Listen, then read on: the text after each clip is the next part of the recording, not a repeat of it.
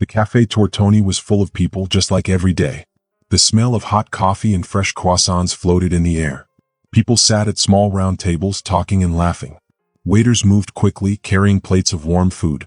At one of the quiet corners, Lionel Messi sat alone. He was wearing a cap and sunglasses, hoping no one would notice him. But even with his disguise, some people glanced at him, whispering. Everyone knew Messi. Suddenly, a small voice spoke near him. "Hey, are you Messi?" Messi looked up. A little girl about 10 years old stood in front of him. She was barefoot, her clothes were old and torn, and her face was dirty. But her eyes were bright, full of something Messi couldn't describe. He smiled. "Yes, I am. Do you need something?" The girl lowered her head. Her voice was soft when she spoke. "I have no food." Messi felt something sharp in his chest, like a knife cutting through his heart. He looked at his table. There was a plate full of croissants. Warm, golden, soft croissants. He pushed the plate toward her without thinking. "Here," he said. "Sit down and eat." The girl sat down quickly and grabbed a croissant. She ate fast, chewing and swallowing like she had not eaten for days. Messi watched her.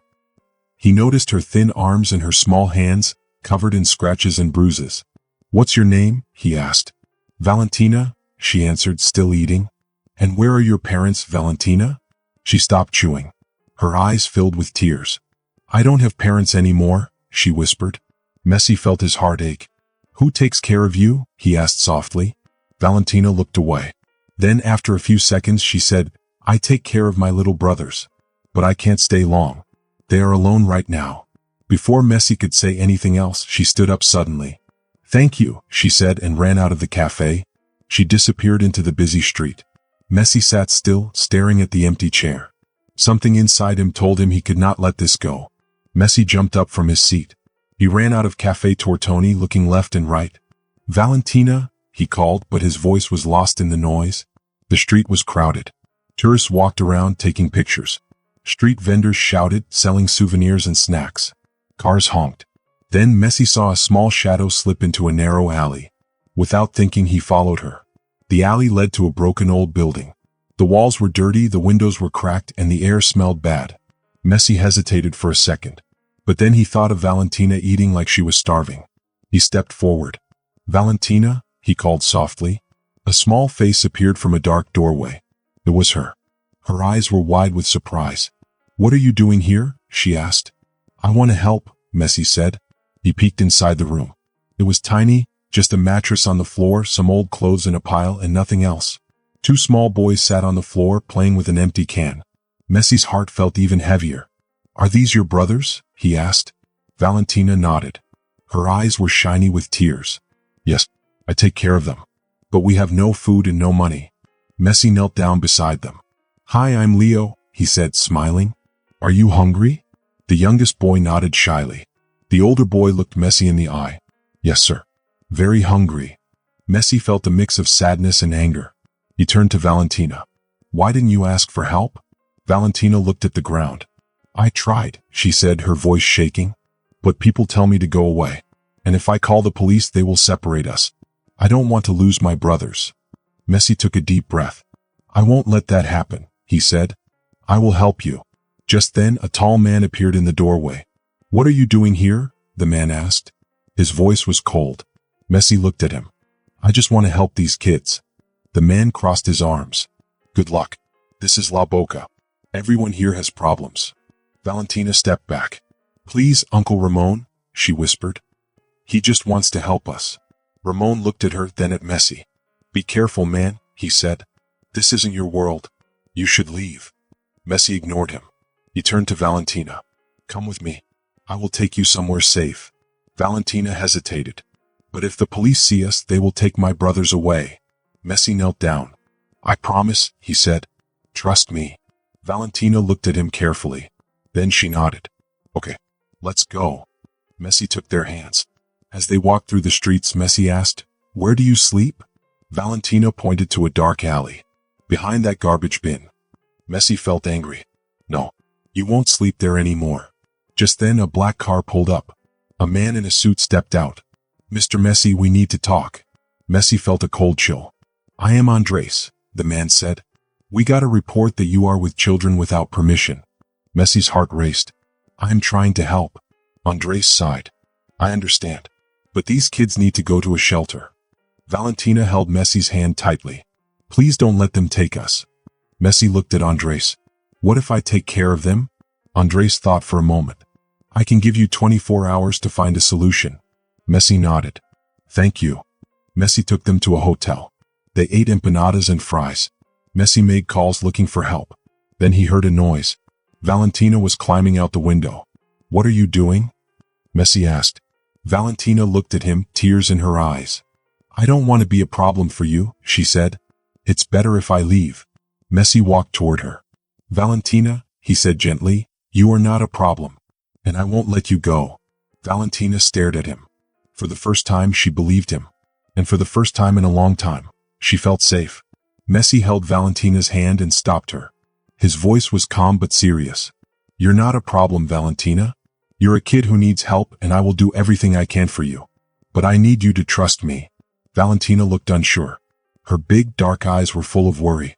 She held on to the bottom of her sweater, squeezing it between her little fingers. Then after a moment she slowly nodded. Messi knew this wasn't over. He had helped many people before, but this time things felt different. He had to act fast. He had only 24 hours to fix this, and the time was running out like sand slipping through his fingers. It was late at night. The children were curled up on the hotel bed, sleeping close together. The room was small, but at least it was safe for now. Messi didn't want to leave them, but he needed to think. He needed a plan. Quietly, he slipped out of the room and into the cool night air.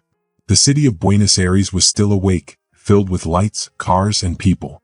Messi walked past old buildings, his mind racing. He wandered into a fair in San Telmo, one of the oldest parts of the city. People were selling old books, shiny jewelry, and delicious food. The smell of grilled meat and warm bread filled the air. Music played somewhere in the distance. For a moment it felt like a normal night. Then Messi heard a voice. Hey, are you Messi? Messi turned around. A boy stood in front of him. He was a little older than Valentina, with messy hair and a wide grin. A few of his teeth were missing. Yes, I am, Messi said carefully. The boy's smile faded a little. I saw you with Valentina, he said. Be careful.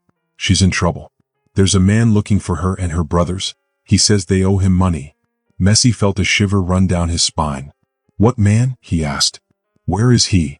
The boy pointed toward a dark alley nearby. Over there. But don't go alone, Che. That guy is dangerous. Messi didn't hesitate. He had faced tough situations before. He took a deep breath and walked toward the alley. His footsteps echoed in the quiet darkness. Inside, two men were talking. One was tall, with a rough-looking face and a scar on his chin. The other was shorter, whispering something. Where are those kids? The tall man asked angrily. They owe me, and I'm going to get what's mine. Messi stepped forward. His voice was steady. Are you looking for Valentina and her brothers? The man turned to him, surprised. Who are you? I'm Messi. Lionel Messi. And those kids are under my protection now. The man let out a harsh laugh. Protection? You don't know what you're doing. Those kids owe me and I will take what I'm owed. Messi felt anger rising in his chest. What do they owe? Money? Food? I'll pay. Just leave them alone. The man smirked. Fine. 100,000 pesos. Bring it to me tomorrow or you'll regret it. Messi nodded. All right. I'll bring the money. As Messi turned to leave, the short man whispered something to the tall one. The tall man laughed again. Be careful, Messi. This isn't a football game. Things work differently here. Messi walked back to the hotel, his mind racing. He knew paying the man wouldn't solve the problem. People like him always wanted more. He needed a real plan. Inside the hotel room, he saw Valentina awake, sitting beside her sleeping brothers. What happened? She asked, her voice small. Messi sat beside her. Valentina, you told me no one was after you. But I found out a man says you owe him money. Valentina lowered her head. I didn't want to tell you, she admitted. He's a bad man. He gave us food sometimes, but then he said we had to pay him back. We had no money, so he said he would take my brothers to work for him. Messi's hands tightened into fists. Why didn't you tell me before? Valentina's hands trembled. Because I'm scared, she whispered. I don't want to lose my brothers. Messi placed a gentle hand on her shoulder. You won't lose them. I promise. But we need to do something now. Just giving him money won't fix this. We need help. Just then Valentina's youngest brother, only 5 years old, started coughing. It was a deep, rough cough. Messi reached out and touched his forehead. It was burning hot. "He's sick," Valentina said, tears in her eyes. "He's been like this for days, but we have no money for medicine." Messi didn't hesitate. "We're going to the hospital now." He lifted the little boy into his arms and rushed out, with Valentina and her older brother close behind. At the hospital, doctors quickly took the child inside. Messi paced back and forth while Valentina sat nervously in a chair. Messi pulled out his phone and called a lawyer friend. "I need help," Messi said. "There's a big problem with these kids and I don't know what to do." The lawyer listened carefully. "Bring them to my office tomorrow," he said. "We'll figure something out." After Messi hung up, a doctor came over. "Mr. Messi, the boy has a bad infection. He needs to stay here for a few days." Valentina started crying. "I can't leave him here alone." Messi hugged her. "He won't be alone. We'll stay with him." As they sat beside the sleeping boy, a nurse came with papers. "We need a responsible adult to sign these forms." "Who is responsible for him?" Messi looked at Valentina. She looked scared. He turned to the nurse. "I am." He signed the papers, taking responsibility for Valentina's little brother. Later, in the hallway, Messi and Valentina talked quietly. "Valentina, I need to know everything," Messi said. "How did this happen? Where are your parents?" Valentina looked down. "Our parents died in a car accident 2 years ago," she said softly. "We were alone. I tried to take care of my brothers, but we had no money. One day, a man offered us food and a place to stay. I thought he was helping, but then he said we had to pay him. When we couldn't, he threatened to take my brothers." Messi's heart ached. "Why didn't you ask for help before?" "I tried," Valentina whispered. "But no one helped us, until you." Messi hugged her. "I will do everything I can to help you. But we need a plan. You can't keep living like this." Just then Messi's lawyer arrived. He listened to Valentina's story and said, "We need to move fast. If this man is threatening the kids, we must report him to the police. But we also need to find a safe place for them." Messi nodded. "They can stay at my house for now. But what about that man? He's dangerous." The lawyer looked serious. "We'll handle it. But be ready, this could go public." Messi took a deep breath. "I don't care. I just want to keep these kids safe." As they talked, a nurse walked over. "Mr. Messi, there's a man outside asking for you. He says it's urgent." Messi looked at the lawyer, then at Valentina. She looked terrified. "Stay here," Messi told her. "I'll be right back." Messi walked to the hospital entrance. The tall man from the alley was waiting, smiling in a way that wasn't friendly. "I thought you'd run away," the man said. "But here you are. Let's settle this now." Messi looked him in the eyes, standing tall. "I told you I'll handle it, but you can't hurt these kids." The man laughed, but it wasn't a nice laugh. "You think you can just walk in here, big football star, and fix everything with money? Things don't work like that here, Che." Messi felt angry, but he stayed calm. "I'm not playing games. These kids need help, and I'll do whatever I can to protect them." The man stepped closer until his face was right in front of Messi's. "Be careful, Messi. You don't know who you're messing with." Just then, Messi's lawyer came and stood beside him. 2 hospital security guards followed. The lawyer looked at the man and said, "Sir, you need to leave now. If not, I'll call the police." The man looked at the lawyer, then at Messi. He gave a scary smile. "All right, Che, but this isn't over."